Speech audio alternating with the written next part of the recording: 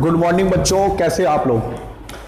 देखो बच्चों, मैं पहले आपको बता दूं, बेटा ये हमारे केमिकल काइनेटिक्स चैप्टर की बैकअप क्लास है। मैंने जो आप लोगों की सैटरडे को छुट्टी की थी ना, मतलब 5 सितंबर जो 5 तारीख को छुट्टी की थी, ये उसकी बैकअप क्लास है। तो उसको कंपेंसेट करने के लिए मैं आपको क्लास दे रहा हूं। आपको याद होगा कि थर्सडे वाली क्लास में आप लोगों ने पढ़ा था method of finding order of reaction, और उसमें हमने एक टॉपिक पढ़ा था initial rate law method. Initial rate law method आपने एक टॉपिक पढ़ा था। तो मैं उसी को रिवाइज कराने के लिए आप लोगों को एक क्वेश्चन दे रहा हूं। क्वेश्चन लिखिए, आंसर दी पेज नंबर 118 का क्वेश्चन नंबर 4.10। मॉलिक्यूल ए प्लस बी ये आपस में कंबाइन करके कोई प्रोडक्ट बना रहे हैं, और हमें इनके लिए एक टेबल गिवन है, concentration of A, concentration of B and rate of reaction. रेट ऑफ रिएक्शन की यूनिट है मोलर पर सेकेंड। यहां पे ए की कंसंट्रेशन की यूनिट है मोलैरिटी, बी की कंसंट्रेशन की यूनिट है मोलैरिटी, एंड ए की कंसंट्रेशन आपको गिवन है 0.2, बी की कंसंट्रेशन 0.3, एंड देन ए की कंसंट्रेशन 0.2, बी की concentration 0.4, rate of reaction 5.07 into 10 की power -4, 5.07 into 10 to the power -4, and इसकी कंसंट्रेशन 0.4 एंड इसकी कंसंट्रेशन 0.05, और इसकी वैल्यू 1.43 इंटू 10 की पावर -5। अब ना एनसीईआरटी की टेबल पर मत जाना कि मैंने यहां पे 0.05 लिखा है, यहां पे 0.02 लिखा है। ये डेटा मैं अपनी तरफ से दे रहा हूं, मेरे को एग्जैक्ट वैल्यू याद नहीं है, पर क्वेश्चन का तरीका यही है। तो भाई आपको क्वेश्चन में ये टेबल बना के दे रखी है, और आपसे पूछा गया find the order of reaction. सबसे पहले तो भाई ऑर्डर ऑफ रिएक्शन बताओ, what is the order of reaction. Order of reaction के अलावा आपको रेट कांस्टेंट के की वैल्यू भी निकालनी है। एक तो ऑर्डर ऑफ रिएक्शन बताना है, और एक आपको रेट कांस्टेंट बताना है। 2 चीजों की वैल्यू आपको निकालनी है। चलो जी शुरुआत करते हैं। ऐसे क्वेश्चन के लिए मैंने बताया था कि हम सबसे पहले रेट लॉ का फॉर्मूला लिखते हैं, और रेट लॉ का फॉर्मूला लिखने के बाद हमारे पास अलग अलग इक्वेशन आ जाती है, फिर उन इक्वेशंस को हम आपस में डिवाइड करते हैं। तो आपने इसके अंदर सबसे पहले तो रेट लॉ का फॉर्मूला लेट किया। रेट लॉ का फॉर्मूला हो जाएगा रेट इज इक्वल टू के इंटू में कंसंट्रेशन ऑफ ए इंटू में कंसंट्रेशन ऑफ बी, ए की पावर एक्स बी की पावर वाई। ये आपका रेट लॉ का फॉर्मूला मैंने लेट कर लिया। हमें एक्स की वैल्यू बतानी है, एक्स का मतलब ऑर्डर ऑफ ए, वाई का मतलब ऑर्डर ऑफ बी, और के का मतलब रेट कांस्टेंट। तो हमें के, एक्स और वाई इन तीनों की वैल्यू हमें बतानी है। ऑलराइट, चलो जी, ये एक्सपेरिमेंट नंबर 1, एक्सपेरिमेंट नंबर 2 और ये एक्सपेरिमेंट नंबर 3, इन तीनों की वैल्यू इसमें पुट करो। तो जब मैं पहले एक्सपेरिमेंट की वैल्यू पुट करता हूं 5.07 इंटू 10 की पावर -4, 0.2 की पावर x, 0.3 की पावर y, इक्वेशन नंबर 1। फिर सेकेंड एक्सपेरिमेंट की वैल्यू पुट की अपने 5.07 इंटू 10 की पावर -4 इक्वल टू के, 0.2 की पावर x, 0.4 की पावर y, इक्वेशन नंबर 2। फिर मैंने इस थर्ड एक्सपेरिमेंट की वैल्यू पुट की 1.43 इंटू 10 की पावर -5 इक्वल टू के, 0.4 की पावर x, 0.05 की power y, and equation number 3। तो बेटा इतना तो आप सबको अच्छे से समझ में आ गया होगा। जो आपको रिएक्शन गिवन होती है उसके बेस पर रेट लॉ का फॉर्मूला लिखो, फिर जितने भी एक्सपेरिमेंट है आप सबकी वैल्यू पुट कर दो। अब x और y की वैल्यू निकालने के लिए आप इन्हें आपस में डिवाइड करो। मान लो मैंने इक्वेशन नंबर 1 और इक्वेशन नंबर 2 को डिवाइड किया, तो जब मैं फर्स्ट इक्वेशन को एंड सेकंड इक्वेशन को डिवाइड करूंगा, लेफ्ट हैंड साइड से लेफ्ट हैंड साइड डिवाइड हो जाएगी। तो लेफ्ट हैंड साइड में कितना बचेगा 1, 5.07 एक दूसरे को कैंसिल कर देंगे, के से के कैंसिल हो जाएगा, 0.2 से 0.2 कैंसिल हो जाएगा, और यहां पे कितना बचेगा राइट साइड में 0.3 अपॉन 0.4 की पावर y बचेगा। ठीक है, ये कैंसिल हो जाएगा, k कैंसिल, 0.2 कैंसिल, तो 0.3 अपॉन 0.4 की पावर y। अब भाई इसको आप क्या लिख सकते हो, जरा सोचो कि किसी चीज की पावर क्या रखी जाए ताकि वो 1 के बराबर आ जाए। आपने पढ़ा है कि जब किसी चीज की पावर 0 होती है तो वो 1 के बराबर हो जाता है। मतलब यहां पे y की जगह आप 0 पुट कर दो। अगर हमने y की जगह 0 पुट कर दिया तो फिर आपकी y पूरी की पूरी राइट साइड 1 के बराबर होगी। भाई इसका मतलब यह है ना कि y इज इक्वल टू 0 होना चाहिए, क्योंकि जब इसकी पावर 0 होगी तभी तो ये 1 के बराबर होगा। या दूसरा तरीका है, दोनों साइड log ले लो। अगर आप दोनों साइड log लेते हैं तो log 1 इक्वल टू हो जाएगा y इंटू में log 3/4 एंड log 1 कितना होता है 0। यहां से भी y इज इक्वल टू 0 आ जाएगा, जैसे मर्जी आप कर लीजिए। चलिए y की वैल्यू 0 आ गई। अब मैंने इक्वेशन नंबर 1 और इक्वेशन नंबर 3 को डिवाइड किया, तो जब मैं फर्स्ट इक्वेशन और थर्ड इक्वेशन को डिवाइड करूंगा तो लेफ्ट हैंड साइड से लेफ्ट हैंड साइड को डिवाइड करूं, मतलब यहां पे बचेगा 5.07 इंटू 10 की पावर -4 अपॉन 1.43 इंटू 10 की पावर -5 इक्वल टू k से k कट जाएगा, ये कितना बचेगा 0.2 अपॉन 0.4, तो 0.2 अपॉन 0.4 की पावर x एंड 0.3 अपॉन 0.05, तो 0.3 अपॉन में 0.05 की पावर y।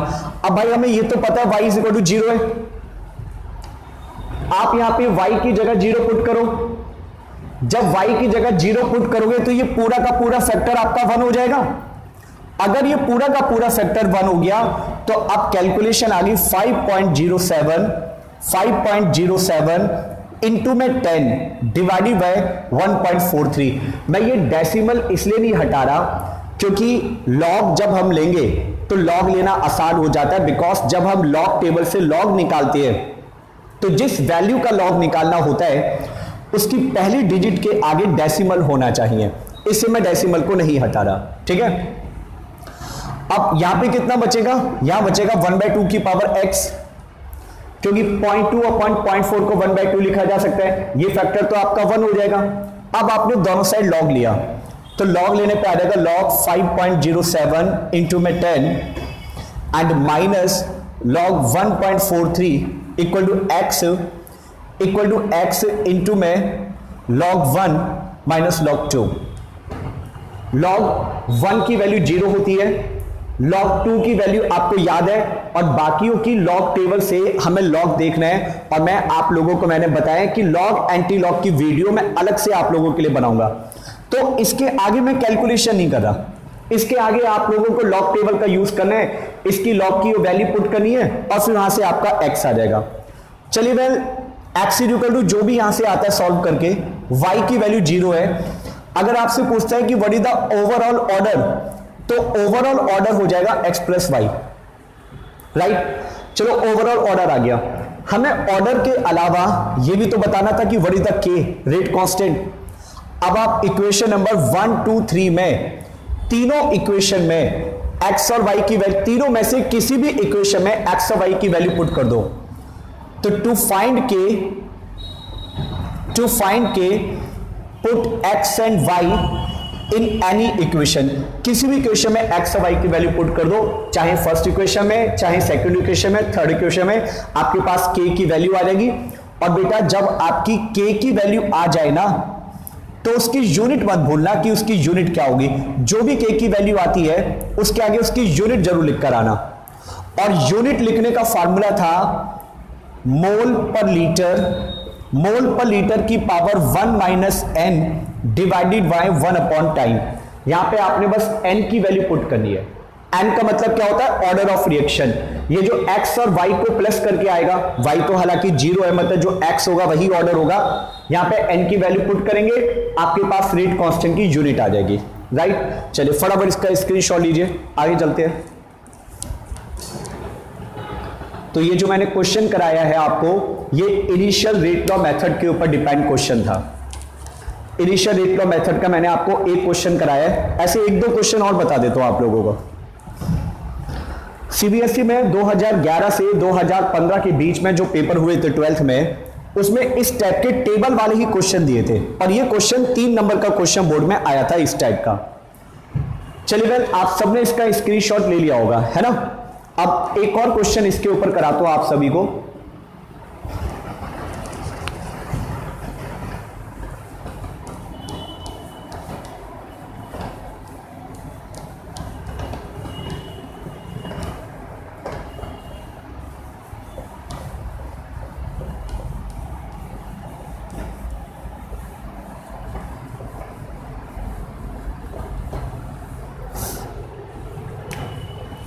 लिखिए नेक्स्ट अगला क्वेश्चन, यहां पे लिखा है experiment. Experiment number 1, experiment number 2, experiment number 3, experiment number 4।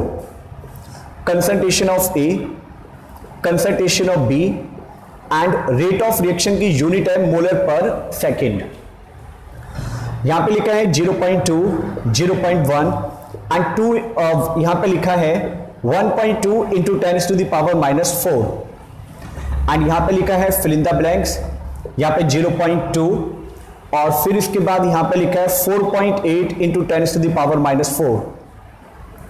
And फिर इसके बाद यहां पर मेंशन है इधर 0.3 एंड यहां पे फिल इन द ब्लैंक्स, और यहां पर इधर मेंशन है 3.6 इंटू 10⁻⁻⁴। एंड देन इसके बाद यहां पे इधर मेंशन कर देते हैं 0.4 और यहां पे 0.1, और इसके बाद यहां पर आपको लिख देते हैं, क्या लिख देते हैं, ये दिस इज 0.1 और इसके साथ यहां पे fill in the blanks, right. तो क्वेश्चन है कि ये जो फिल इन द ब्लैंक्स है आपने इनको कंप्लीट करना है। बिल्कुल इसी टाइप का हमें क्वेश्चन दे रखा है एनसीईआरटी के अंदर। एनसीईआरटी में क्वेश्चन नंबर जो 12 दे रखा है पेज नंबर 118 पे, वो भाई इस टाइप का ही क्वेश्चन है, पेज नंबर 118 पे क्वेश्चन नंबर 12।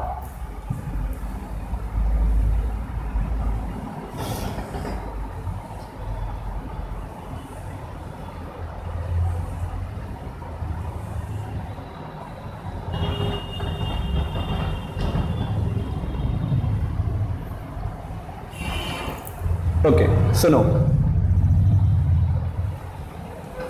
सबसे पहले आपने रेट लॉ का फॉर्मूला लिखा। रेट लॉ का आपने फॉर्मूला लिखा, रेट इज इक्वल टू के इंटू में कंसंट्रेशन ऑफ ए की पावर एक्स एंड बी की पावर वाई। अब इन चारों एक्सपेरिमेंट की वैल्यू आप एक एक करके यहां पे पुट करो। अच्छा, एक चीज और, हमें क्वेश्चन में ये बात गिवन है, this is given in the question कि order of reaction with respect to A, order of reaction with respect to A is 2, 2 के रिस्पेक्ट में, A के रिस्पेक्ट में ऑर्डर 2 है, and order of reaction with respect to B is 1। This is given in the question. तो आपसे question में बोला गया है कि फिल इन द ब्लैंक्स, आपने जहां पे फिल इन द ब्लैंक्स है यहां पे बताना है कि यहां पर क्या आएगा, फिल इन द ब्लैंक्स आपको बताने हैं, और साथ में हमें यह भी बताना है कि what will be the value of rate constant. Question में हमें ए और बी का ऑर्डर गिवन है कि ए के रिस्पेक्ट में ऑर्डर 2 है और बी के रिस्पेक्ट में 1, तो हमें फिल इन द ब्लैंक्स करने हैं, और साथ में यह भी बताना है कि what will be the value of rate constant के। सुनिए बेटा, सबसे पहले तो रेट लॉ की वैल्यू लिखो। तो रेट लॉ का फॉर्मूला हो जाएगा रेट इज इक्वल टू के into concentration of A into concentration of B, A की पावर एक्स एंड बी की पावर वाई। तो मैं ए की जगह क्या लिखूंगा, ए की जगह लिखूंगा 2 और बी की जगह क्या लिखूंगा 1, बी की पावर 1 और ए की पावर 2, क्योंकि ए का ऑर्डर 2 है और बी का ऑर्डर 1 है। अब पहले एक्सपेरिमेंट की वैल्यू पुट की, तो 1.2 इंटू 10 की पावर -4 इज इक्वल टू के इंटू 0.2 की पावर 2 इंटू 0.1 की पावर 1, इक्वेशन नंबर 1। अच्छा, मान लो कि यहां पर है x, यहां पे है y और यहां पे z, तो इन शॉर्ट हमें x y z की वैल्यू फाइंड आउट करनी है। जहां पे फिल इन द ब्लैंक्स है वहां मैंने x y z मान लिया। पहली इक्वेशन से हमारे पास k की वैल्यू आ जाएगी फ्रॉम द फर्स्ट इक्वेशन, लेकिन इसको सॉल्व करने से पहले मैं सेकंड इक्वेशन लिख रहा हूं। सेकंड इक्वेशन हमारी बनेगी 4.8 इंटू 10 की पावर -4 इक्वल टू के इंटू में एक्स स्क्वायर इंटू 0.2 की पावर 1, इक्वेशन नंबर 2। फिर मैंने थर्ड एक्सपेरिमेंट की वैल्यू पुट की, तीसरी equation 3.6 into 10 to the power minus 4 equal to के इंटू 0.3 का स्क्वायर इंटू में y की power 1 equation number 3। And then fourth experiment की वैल्यू पुट की आपने, तो z इज इक्वल टू के इंटू 0.4 की पावर 2 एंड 0.1 की पावर 1 इक्वेशन नंबर 4। अब इन चारों इक्वेशन से आपके पास x y z की वैल्यू आ जाएगी, कोई भी बच्चा सॉल्व कर सकता है। यहां से k की वैल्यू कितनी आएगी, k की वैल्यू आ जाएगी 1.2 10 की पावर माइनस 4 डिवाइडेड बाय ये कितना हो जाएगा 0.2 इंटू 0.2 इंटू 0.1। यहां से सॉल्व करेंगे, सॉल्व करके k आ जाएगा। Okay, and order of reaction कितने हैं 3, 2 और 1 का सम 3, क्योंकि ये थर्ड ऑर्डर है और थर्ड ऑर्डर में रेट कांस्टेंट की यूनिट आएगी लीटर स्क्वायर मोल की पावर माइनस 2 सेकंड की पावर माइनस 1। टाइम आपको क्वेश्चन में सेकंड में गिवन है, तो टाइम मैंने सेकंड में लिखा है। चलिए यहां से आपके पास k आ जाएगा, रेट कांस्टेंट k। अब k की वैल्यू यहां पुट करना, तो k की वैल्यू यहां पुट करेंगे, यहां से सॉल्व करके x की वैल्यू आ जाएगी। एंड फिर जब x की वैल्यू आ गई तो अगेन यहां पे k की वैल्यू पुट करेंगे, यहां पे k की वैल्यू पुट करेंगे तो सॉल्व करके आपका y आ जाएगा, राइट। और फिर फाइनली क्या करना है, दोबारा से यहां पे k की वैल्यू पुट करना, k की वैल्यू पुट करके आपका z आ जाएगा। मतलब बेसिकली पहली इक्वेशन से आपका k आया और जो k आया उसे आपने सभी इक्वेशन में पुट कर दिया, आपके बाकी के जो अननोन पैरामीटर्स है वो आ जाएंगे। चलो बेटा इसका स्क्रीनशॉट लो, अगर किसी को समझ में नहीं आया है तो आप मुझे वीडियो देखने के बाद बेटा कॉल कर लेना, मैं दोबारा इसको एक्सप्लेन कर दूंगा, या फिर जो हमारी लाइव वीडियो होगी उसके अंदर भी आप अपना डाउट पूछ सकते हैं। तो फिलहाल इस क्वेश्चन को नोट करिए बेटा।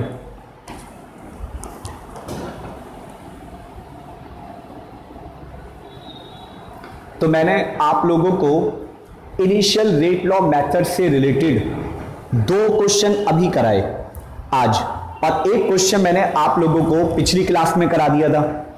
तो आई थिंक इतना बहुत है। इनिशियल रेट लॉ मेथड से रिलेटेड हमने 3 क्वेश्चन कर लिए, बाकी मैंने आपको एनसीईआरटी के होमवर्क में दिया था। अब आगे शुरू करते हैं अगला टॉपिक, केमिकल काइनेटिक्स का नेक्स्ट अगला topic.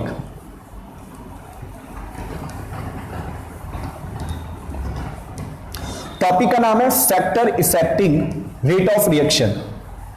The next topic of the chapter is factor affecting rate of reaction. लिखो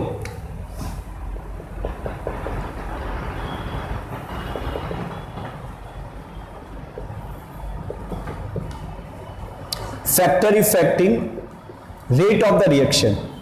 भाई रेट ऑफ रिएक्शन को इफेक्ट करने वाले टोटल 6 फैक्टर है।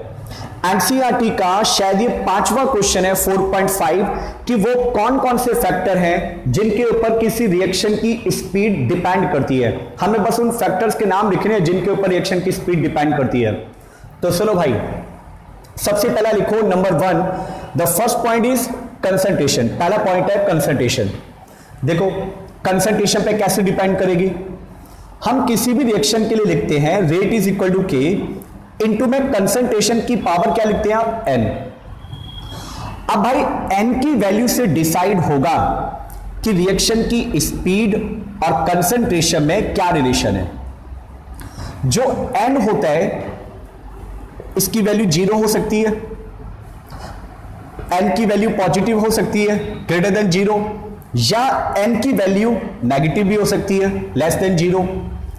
अगर मैं यहां पे n की जगह 0 पुट करूं तो n की जगह 0 पुट करने पर आ जाएगा रेट इज इक्वल टू के।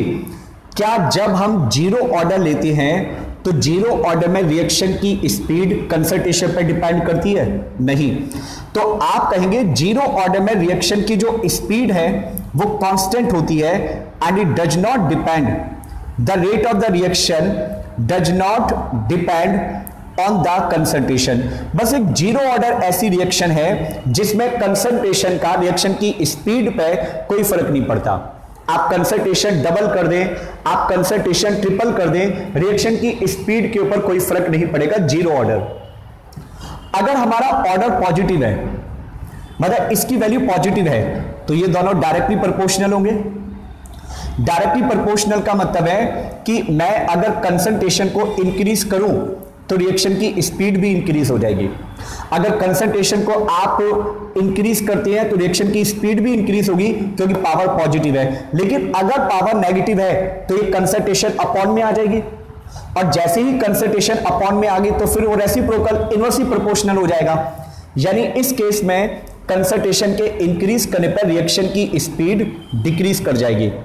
तो बेसिकली कंसंट्रेशन का इफेक्ट क्या पड़ेगा ये हम तभी बता सकते हैं एग्जैक्टली जब हमें रिएक्शन का ऑर्डर पता हो। जीरो ऑर्डर में रिएक्शन की स्पीड पे कोई फर्क ही नहीं पड़ता। पॉजिटिव ऑर्डर है तो डायरेक्टली प्रोपोर्शनल, नेगेटिव ऑर्डर है तो inversely proportional. Alright, second point, point number 2, second point surface area. अब सरफेस एरिया में इतना ही बोला जाता है कि रिएक्शन की स्पीड सरफेस एरिया के डायरेक्टली प्रोपोर्शनल है। जितना ज्यादा सरफेस एरिया होगा रिएक्शन की स्पीड उतनी ही ज्यादा होगी। अब इसके बहुत सारे एग्जांपल हैं कि सरफेस एरिया बढ़ने से रिएक्शन की स्पीड बढ़ जाती है। जैसे कैटालिसिस रिएक्शन, हम कहते हैं कि जो कैटालिसिस रिएक्शन होती है उसमें कैटलिस्ट अपना सरफेस प्रोवाइड करता है एंड ताकि रिएक्शन की सरफेस प्रोवाइड करता है ताकि रिएक्टेंट कैटलिस्ट के सरफेस पे आके एब्जॉर्ब हो सके, मतलब वहां पे एक सरफेस एरिया प्रोवाइड हो जाता है। इसके अलावा अगर मैं बात करूं इवेपोरेशन, इवेपोरेट होना यानी पानी के वेपर बनना या किसी भी लिक्विड के वेपर बनना, यह भी सरफेस एरिया के डायरेक्टली प्रोपोर्शनल है। फॉर एग्जांपल, मैंने एक कंटेनर लिया और मेरे पास ये जो कंटेनर है ये कंटेनर 5 लीटर कैपेसिटी का है। मेरे पास एक और कंटेनर है दूसरा वाला और ये कंटेनर भी 5 लीटर है। दोनों कंटेनर 5 लीटर कैपेसिटी के। अब मैंने दोनों कंटेनर में कोई लिक्विड फिल कर लिया, जो लिक्विड इसमें फिल किया वही लिक्विड हमने इसके अंदर फिल किया और दोनों का टेम्परेचर भी सेम है।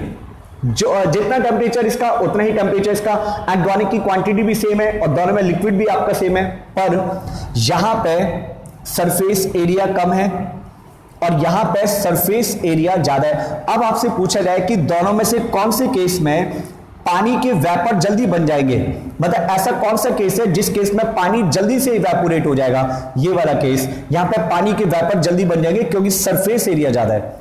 सरफेस एरिया ज्यादा होने के कारण इस वाले केस में पानी के वेपर बनने की जो स्पीड है वो ज्यादा होगी और इस केस में पानी के वेपर बनने की स्पीड कम होगी क्योंकि सरफेस एरिया कम है। तो ये 2 पॉइंट आप लोगों को समझ में आ गए होंगे। आप बच्चों फटाफट इसका स्क्रीनशॉट लीजिए और पॉइंट बताता हूं। 6 पॉइंट बताने हैं हमें टोटल। पहला पॉइंट कंसंट्रेशन हो गया, दूसरा पॉइंट सरफेस एरिया हो गया एंड सरफेस एरिया के बाद फिर तीसरा पॉइंट लिखो, point number 3। Point number 3, nature of the reactant. Reactant का नेचर कैसा है। अब भैया कोई भी आप रिएक्शन करवा रहे हैं तो सबसे पहले तो इसी बात पे डिपेंड करेगा ना कि आप रिएक्शन करवा किसकी रहे हो, जिसकी रिएक्शन करवा रहे हैं वो खुद कैसा है।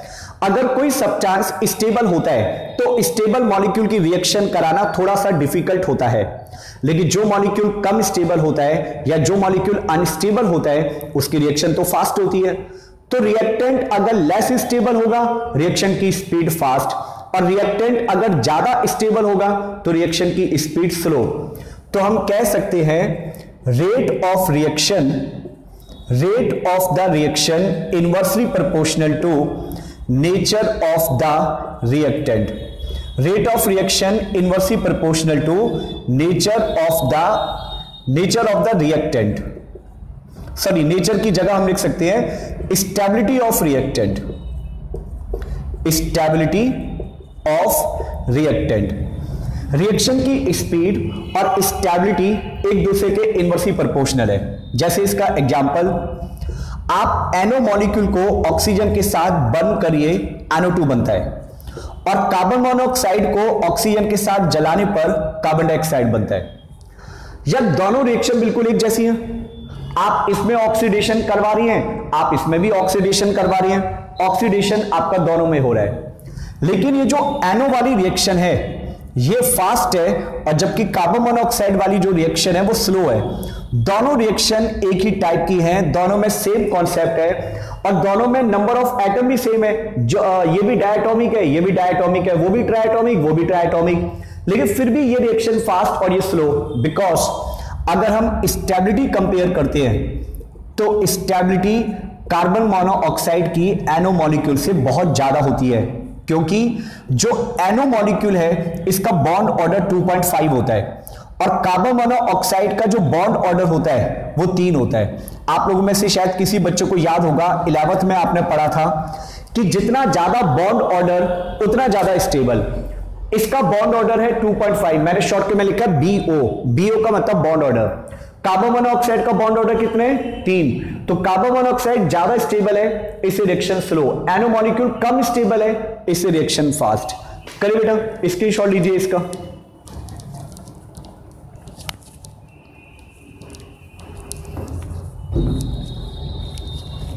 तो factor affecting rate of reaction में कंसंट्रेशन हो गया, surface area, and surface area के बाद nature of the reactant, and nature of the reactant के बाद अगला पॉइंट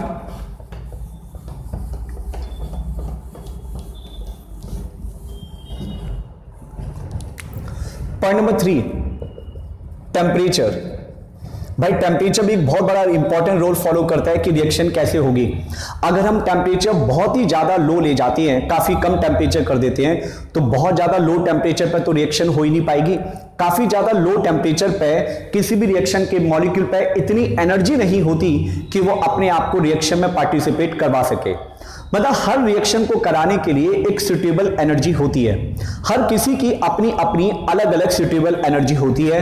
अगर रिएक्शन के पास वो सुटेबल एनर्जी है तो रिएक्शन होगी, और एनर्जी डिपेंड इस बात पे करेगी कि हमने उस रिएक्शन को टेम्परेचर कितना प्रोवाइड कर रखा है। हर रिएक्शन के लिए एक मिनिमम सुटेबल टेम्परेचर होता है जिस पर वो रिएक्शन आसानी से इजीली हो जाती है। टेम्परेचर के बारे में हम कहते हैं on increasing temperature, on increasing temperature energy of reactant molecule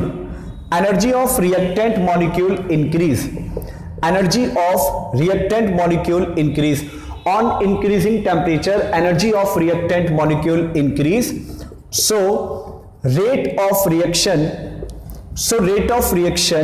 also increase। आप जब टेम्परेचर बढ़ाते जाते हैं तो टेम्परेचर के बढ़ाने से मॉलिक्यूल की एनर्जी बढ़ती जाती है, और मॉलिक्यूल की एनर्जी बढ़ती जाएगी तो मॉलिक्यूल ज्यादा से ज्यादा एंड जल्दी से जल्दी रिएक्शन करना चाहेगा। मतलब एनर्जी बढ़ने से मॉलिक्यूल उस सफिशिएंट लेवल को क्रॉस कर जाता है जो कि उसको चाहिए होता है प्रोडक्ट बनाने के लिए। तो टेम्परेचर के बढ़ाने पर रिएक्शन की स्पीड बढ़ती है। एक बात प्रैक्टिकली ऑब्जर्व की गई, with every 10 degree rise in temperature, rate of reaction become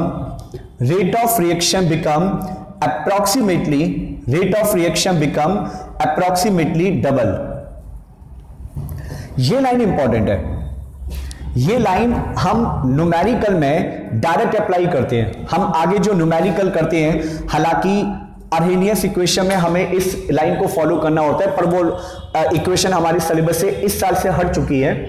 line क्या है, आपने जब भी 10 डिग्री टेम्परेचर इंक्रीज किया तो रिएक्शन की स्पीड अप्रोक्सीमेटली डबल हो जाती है।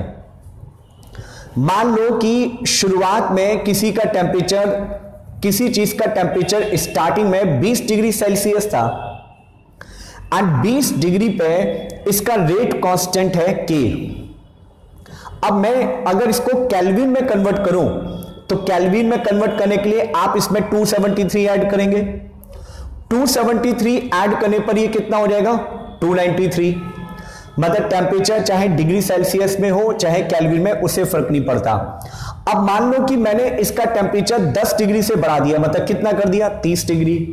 पहले 20 डिग्री था, अब 20 डिग्री से 30 डिग्री कर दिया, एंड ये केल्विन में कितना हो जाएगा 273 ऐड करेंगे तो 303 केल्विन।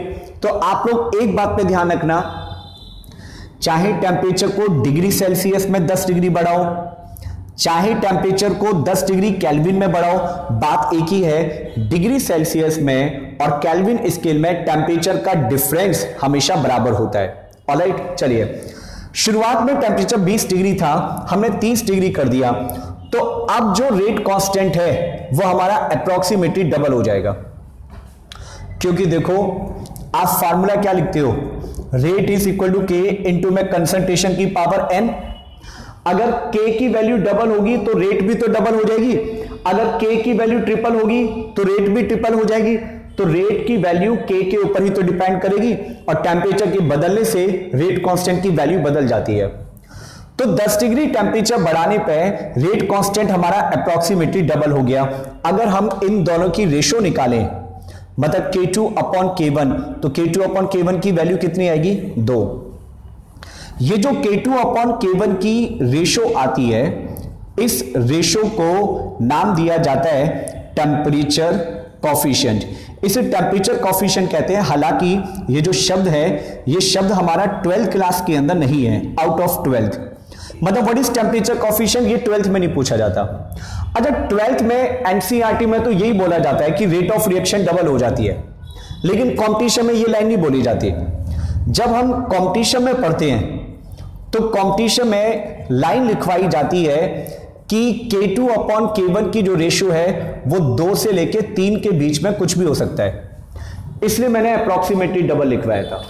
मतलब वो 2 टाइम्स भी हो सकती है, 2.1 टाइम्स भी हो सकती है, 2.5 टाइम्स भी हो सकती है, 3 टाइम्स भी हो सकती है 10 डिग्री टेम्परेचर बढ़ाने पे। लेकिन आपने ये बात 12th में अप्लाई नहीं करनी। हम 12th में हर जगह यही लाइन फॉलो करेंगे कि जैसे ही आपने टेम्परेचर 10 डिग्री बढ़ाया तो रिएक्शन की जो स्पीड है वो डबल हो जाएगी। 10 डिग्री टेम्परेचर बढ़ाने पर रिएक्शन की स्पीड डबल। तो बच्चों आप लोगों को ये बात समझ में आ गई होगी। आप इसका स्क्रीनशॉट लीजिए, इस पर बहुत छोटा सा क्वेश्चन आप लोगों से पूछता हूं, फटाफट इसका स्क्रीनशॉट लो बच्चों।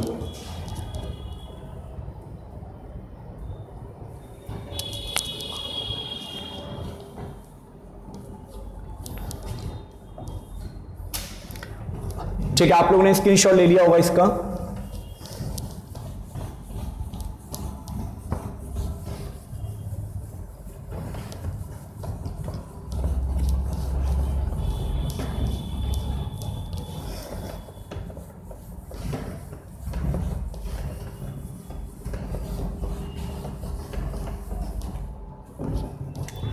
लिखिए, एक छोटा सा क्वेश्चन है। स्टार्टिंग टेम्परेचर आपके पास है 10 डिग्री और हमने फाइनल टेम्परेचर 10 डिग्री की जगह 100 डिग्री कर दिया। तो बताइए रेट ऑफ रिएक्शन कितने टाइम्स हो जाएगी, रेट ऑफ रिएक्शन कितने टाइम्स हो जाएगी, आपको ये बताना है।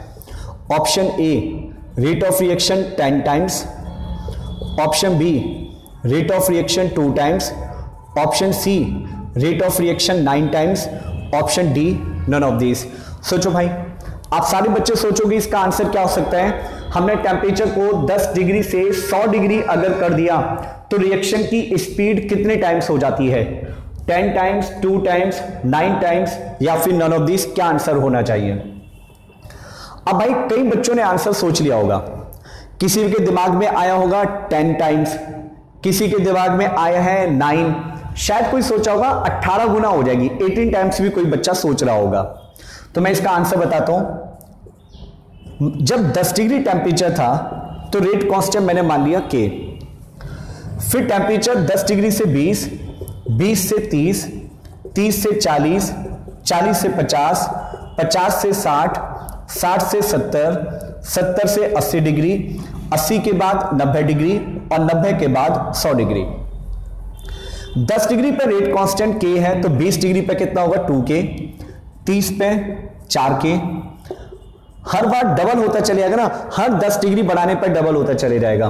तो 2K के बाद 4K, 4K के बाद 8K, फिर 16K, 16 के बाद 32, 32 के बाद 64, 64 के बाद कितना हो जाएगा 128, एंड फिर 128 का डबल करो, फिर उसका डबल करो, मेरे ख्याल से 512 आता है शायद, है ना। तो 512 हो जाएगा आपका फाइनल रेट कांस्टेंट। तो आपको समझ में आ गया होगा कि क्या चीज आपने फॉलो करनी है। आंसर आपका नन ऑफ दीज हो जाएगा। ठीक है, तो 10 डिग्री टेम्परेचर बढ़ाने पर रिएक्शन की स्पीड अप्रोक्सीमेटली डबल हो जाती है। चलिए टेम्परेचर का पॉइंट हो गया, ये पॉइंट नंबर 4 था हमारा टेम्परेचर। अब टेम्परेचर के बाद फिर अगला पॉइंट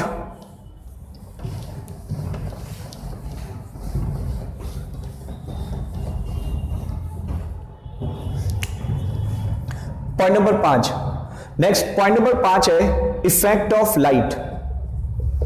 या लाइट का इफेक्ट हर किसी रिएक्शन पे नहीं पड़ता, लाइट का इफेक्ट सिर्फ उसी रिएक्शन पे पड़ता है जिस रिएक्शन को होने के लिए लाइट की जरूरत है, और जिस रिएक्शन को होने के लिए लाइट की जरूरत है ऐसी रिएक्शन को हम फोटोकेमिकल रिएक्शन कहते हैं। तो जो फोटोकेमिकल रिएक्शन है लाइट सिर्फ उन्हीं के ऊपर इफेक्ट डालेगी, हर किसी पर लाइट इफेक्ट नहीं डालती। तो इसके अंदर लिखिए लाइट, इसमें लिखो photochemical reaction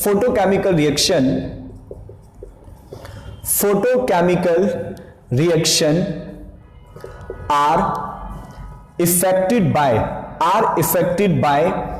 the presence of light, full stop। photochemical reaction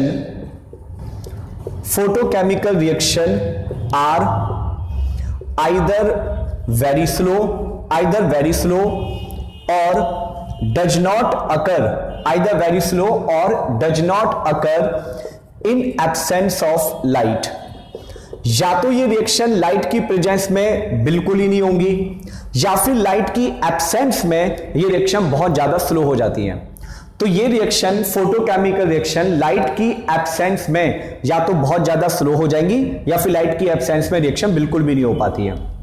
जैसे एक एग्जांपल है हाइड्रोजन प्लस क्लोरीन, ये सनलाइट, ये हाइड्रोजन प्लस क्लोरीन से मिलकर हाइड्रोजन क्लोराइड बनता है, और ये जो रिएक्शन है ये रिएक्शन एक फोटोकेमिकल है। फोटोकेमिकल यानी इसको करवाने के लिए लाइट होना जरूरी है। आप इन्हें बिना लाइट के करवा रहे हैं, अगर आप इसे बिना लाइट के करवा रहे हैं तो रिएक्शन स्लो है, पर अगर हाइड्रोजन और क्लोरीन को सनलाइट की प्रेजेंस में करवाया जाए तो सनलाइट की प्रेजेंस में ये रिएक्शन काफी फास्ट हो जाती है। तो दिस इज द एग्जांपल कि सेम रिएक्शन लाइट के बिना स्लो है और लाइट की प्रेजेंस में फास्ट है। पर मैं फिर बता रहा हूं कि लाइट का इफेक्ट हर किसी रिएक्शन पे नहीं पड़ता, सिर्फ उन्हीं रिएक्शन पे पड़ता है जो रिएक्शन फोटोकेमिकल होती है। जल्दी से स्क्रीनशॉट लो बेटा। एक लास्ट पॉइंट और बचा बस इसके ऊपर हमारा, कैटेलिस्ट। टोटल 6 पॉइंट थे, 6 में से 5 पॉइंट आपको लिखवा दिए। अगला पॉइंट है point number 6, catalyst.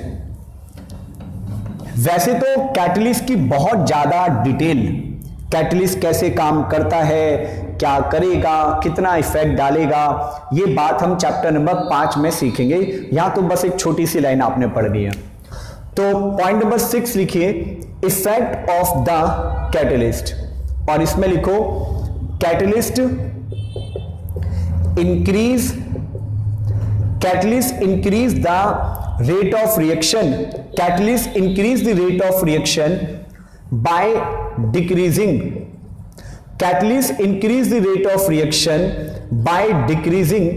activation energy, अब ये एक्टिवेशन एनर्जी क्या होती है? कैटलिस्ट रिएक्शन की स्पीड को क्या इंक्रीज ही करता है? कुछ ऐसे भी कैटलिस्ट होते हैं जो रिएक्शन की स्पीड को डिक्रीज कर देते हैं।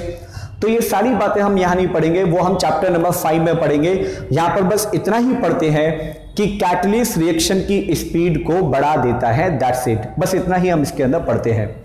चलो भाई, अब जरा आप लोग एक क्वेश्चन लिखिए। क्वेश्चन है एनसीईआरटी पेज नंबर 117 का 4.5 क्वेश्चन, एंड द क्वेश्चन है mention the name of factors, mention the name of the factor which affect the rate of reaction, हमें इसमें सिर्फ ना फैक्टर्स के नाम लिखने हैं कि वो कौन कौन से फैक्टर्स हैं जिन पर रिएक्शन की स्पीड डिपेंड करती है। तो आप क्या लिखेंगे? Number 1 concentration, number 2 surface area, number 3 nature of the reactant, number 4 temperature, number 5 light, और नंबर 6 क्या हो जाएगा? कैटलिस्ट। बस आपने फैक्टर्स के नाम लिखने हैं। एनसीईआरटी का सिंपल सा क्वेश्चन था। ऑलराइट, आगे बढ़ते हैं।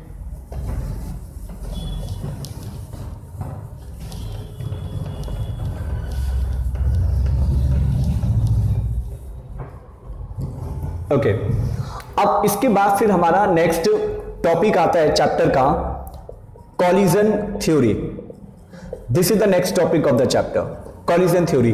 और इस साल कॉलिजन थ्योरी से रिलेटेड एक क्वेश्चन बोर्ड में आया था, जो कि फर्स्ट टाइम आया था, पहली बार आया था 2020 के पेपर में। फर्स्ट टाइम कॉलिजन थ्योरी का एक क्वेश्चन था।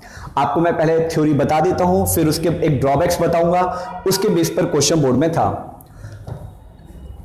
लिखो, according to this theory molecule of reactant collide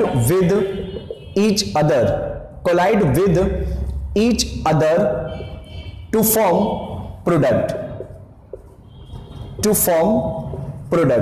Molecule of reactant collide with each other to form product. Full stop. That formation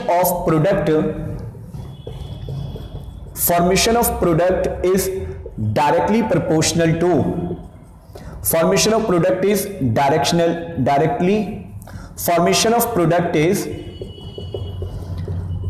directly proportional to number of collision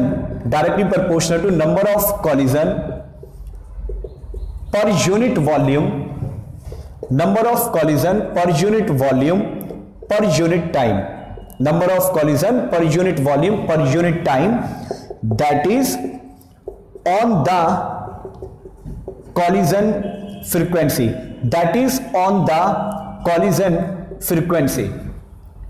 जब collision theory ने कहा कि अगर कोई भी reaction आपने करानी है तो रिएक्शन कराने के लिए जरूरी यह है कि रिएक्टेंट के मॉलिक्यूल आके एक दूसरे से टकराएं, और जब रिएक्टेंट के मॉलिक्यूल एक दूसरे से टकराएंगे तभी प्रोडक्ट का फॉर्मेशन हो पाएगा। जब तक रिएक्टेंट के मॉलिक्यूल एक दूसरे से कोलाइड नहीं करेंगे, रिएक्टेंट के मॉलिक्यूल एक दूसरे से टकराएंगे नहीं, तब तक प्रोडक्ट का फॉर्मेशन तो हो ही नहीं सकता। अगर हमारे पास दो रिएक्टेंट के मॉलिक्यूल हैं और दोनों दूर दूर हैं, तो जब तक वो पास नहीं आएंगे तब तक उनके बीच में बॉन्ड कैसे बनेगा? तो दो मॉलिक्यूल के बीच में बॉन्ड बनाने के लिए जरूरी है कि उन दोनों मॉलिक्यूल को पास पास लेकर आओ, दोनों मॉलिक्यूल आपस में एक दूसरे से टकराएंगे और टकराने के बाद प्रोडक्ट का फॉर्मेशन होगा। इस थ्योरी ने कहा कि जितने ज्यादा कॉलिजन होंगे उतने ज्यादा प्रोडक्ट बनेंगे, एंड मॉलिक्यूल के बीच में जितने ज्यादा कॉलिजन होंगे उतने ज्यादा प्रोडक्ट बनेंगे। और कॉलिजन का मतलब है कॉलिजन फ्रीक्वेंसी। कॉलिजन फ्रीक्वेंसी का मतलब होता है number of collision per unit volume, per unit time. मतलब एक सेकंड में 1 मीटर क्यूब वाले कंटेनर में कितने कॉलिजन हो रहे हैं।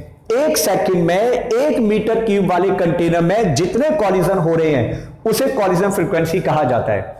तो कॉलिजन थ्योरी की सिंपल सी कहानी थी, सिंपल सा कॉन्सेप्ट था कि मॉलिक्यूल आपस में टकराएंगे तो प्रोडक्ट बनेगा, और मॉलिक्यूल आपस में नहीं टकराते तो प्रोडक्ट नहीं बन पाएगा। ये सिंपल सा उसका कॉन्सेप्ट था, और बात भी सही है। जब तक मॉलिक्यूल पास पास आके नहीं टकराएंगे रिएक्शन होने का सवाल ही नहीं उठता। अब इसकी गलतियां भी अभी बताता हूं, फिलहाल आगे लिखो। With increase of temperature collision frequency increase. With increase of temperature collision frequency increase, so rate of reaction also increase.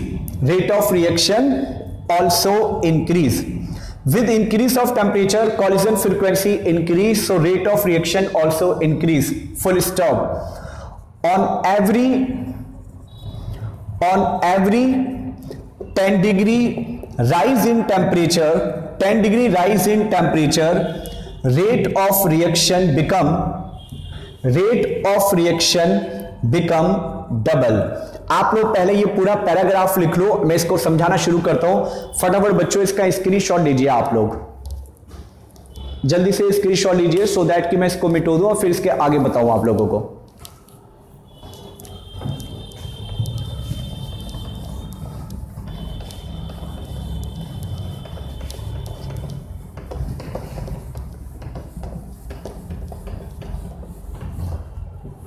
सुनिए भाई, इसने सिंपल सी बात बोल दी, rate of reaction directly proportional to collision frequency, and collision frequency directly proportional to temperature. इसने कहा कि भैया कॉलिजन होंगे तो प्रोडक्ट बनेगा और कॉलिजन नहीं होंगे तो प्रोडक्ट बनने का मतलब नहीं होता बनता। जितने ज्यादा कॉलिजन होंगे उतने ज्यादा प्रोडक्ट बनेंगे। ये कॉलिजन थ्योरी की स्टोरी थी। ओके, अगर हम नॉर्मल रूम टेम्परेचर पे बात करें तो नॉर्मल रूम टेम्परेचर यानी 298 केल्विन टेम्परेचर पे हमारी जो कॉलिजन फ्रीक्वेंसी होती है वो करीब करीब 10 की पावर 25 से लेके 10 की पावर 28 होती है। इसका मतलब एक सेकंड में 10 की पावर 25 से लेके 10 की पावर 28 कॉलिजन होंगे विद इन 1 सेकेंड, एक सेकंड के अंदर। अगर एक सेकंड में 10 की पावर 25 से 10 की पावर 28 कॉलिजन हो रहे हैं तो इसका मतलब सोचो कि एक सेकंड में कितने सारे मॉलिक्यूल प्रोडक्ट के बन जाने चाहिए। देखो, जैसे अगर मैं 1 मोल कहता हूं तो 1 मोल का मतलब है 6.02 इंटू 10 की पावर 23। अगर मैं ये 6.02 हटा दूं और मैं करीब करीब 10 की पावर 23 पर फोकस करूं तो भाई 100 मोल का मतलब कितना हो जाएगा? 100 मोल का मतलब हो जाएगा 10 की पावर 25। और अगर मैं 1 लाख मोल की बात करूं, 1 2 3 4 5, अगर मैं 1 लाख मोल की बात करूं तो वो 10 की पावर 28 के बराबर हो जाएगा। कॉलिजन थ्योरी की अगर ये बात सही है कि एक सेकंड में इतने कॉलिजन होते हैं और इतने प्रोडक्ट बनने चाहिए तो विद इन 1 सेकंड 100 मोल से लेकर 1 लाख मोल प्रोडक्ट के बन जाने चाहिए। क्या कभी ऐसा होता है कि आपने किसी रिएक्शन की शुरुआत करी और 1 सेकंड में प्रोडक्ट बनकर तैयार हो गया विद इन 1 सेकंड? नो, आपने कभी ऐसा नहीं देखा होगा कि कोई भी रिएक्शन फटाफट 1 सेकंड के अंदर हो जाए। हाँ, कुछ ऐसी रिएक्शन की हम बात करते हैं जो बहुत फास्ट होती है, पर 1 सेकंड के अंदर रिएक्शन हो पाना दैट इज नॉट पॉसिबल। तो with in 1 second 100 mole product के बन जाए या 1 लाख मोल प्रोडक्ट के बन जाए, ये तो पॉसिबल ही नहीं है। तो कॉलिजन थ्योरी की ये जो बात थी कि 1 सेकंड में इतने प्रोडक्ट बनने चाहिए, ये बात गलत हो गई। उसकी ये बात तो ठीक है कि मॉलिक्यूल आपस में टकराएंगे तो प्रोडक्ट बनेगा, लेकिन कॉलिजन थ्योरी का ये कहना कि 1 सेकंड के अंदर इतने प्रोडक्ट बने, ये बात गलत है। तो भाई ये थ्योरी हमारी फेल हो गई थी, कॉलिजन थ्योरी फेल हो गई थी। कॉलिजन थ्योरी की ड्रॉबैक्स क्या है? इसकी ड्रॉबैक्स है it could not explain why does a reaction take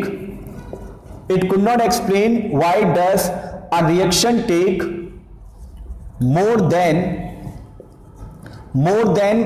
1 second to complete even of very high collision frequency। इतनी ज्यादा कॉलिजन फ्रीक्वेंसी होने के बावजूद भी रिएक्शन 1 सेकंड में खत्म क्यों नहीं हो पाती? रिएक्शन को होने में इतने सालों का समय क्यों लग जाता है? यह बात कॉलिजन थ्योरी एक्सप्लेन नहीं कर पाया, जो कि उसकी ड्रॉबैक्स बन गया था। ठीक है, चलिए जी, कॉलिजन थ्योरी हमारी फेल हो गई।